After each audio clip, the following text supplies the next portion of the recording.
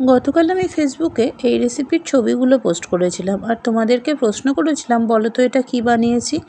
আমি বানিয়েছিলাম লাউ পাতায় মুসুর ডালের পাতুরি। প্রথমে মুসুর ডালটাকে ভালো করে ধুয়ে ভিজিয়ে রেখেছি 10 মিনিট। তারপরে ডালটা বেটে নিয়েছি, ডাল বাটার মধ্যে কিচ্ছু দিইনি। পরে এর মধ্যে অ্যাড করেছি কুচনো পেঁয়াজ, কুচনো কাঁচা লঙ্কা, নুন আর হলুদ। নুনটা যে যার পরিমাণ মতো দেবে আর ঝালটাও যে যার পরিমাণ মতো দেবে। তারপরে হাত দিয়ে ভালো করে মাখিয়ে নিয়েছি।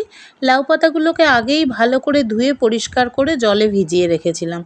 জল থেকে তুলে নিয়ে লাউ পাতার মধ্যে সুন্দর করে এই ডাল বাটাটা দিয়ে দেবো। প্রথমে ফার্স্ট ভাজে দেবো, তারপরে ওপরের ভাজগুলোতে দেবো, দিয়ে সুন্দর করে লাউ পাতাটাকে পুরোই প্রায় ঢেকে দেবো এই ডাল বাটা দিয়ে। এরকম আমি 4খানা তৈরি করেছিলাম। এক এক করে 4খানাই আমি তৈরি করে নেব।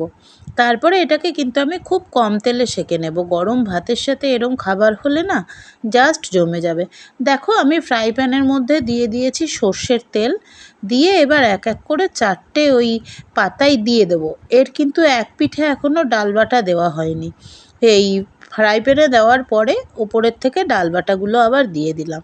দিয়ে এবার উল্টে পাল্টে সুন্দর করে ভাজা ভাজা, মানে ভাজা নয়, ওই কম তেলে যেরকমভাবে পাতুরি করে সেইভাবে সেঁকে নিয়েছি। ভেতরেও ডাল আছে, ওপরেও ডাল আছে, আর পাতাটাও সুন্দর করে কিন্তু মানে সেদ্ধ হয়ে গেছে, নরম হয়ে গেছে।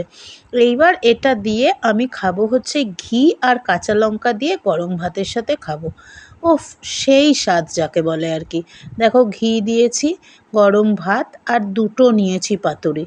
দুটো পাতুরি আমার, দুটো পাতুরি আমার কর্তামশাইয়ের। কর্তামশাইও খেয়ে বললো দারুণ হয়েছে। আমিও খেয়ে দেখলাম সত্যিই দারুণ হয়েছে। তোমরা যদি ট্রাই করো একবার আমাকে জানিও যে কেমন লাগলো তোমাদের এটা খেতে। চলো আজকের মতো টাটা।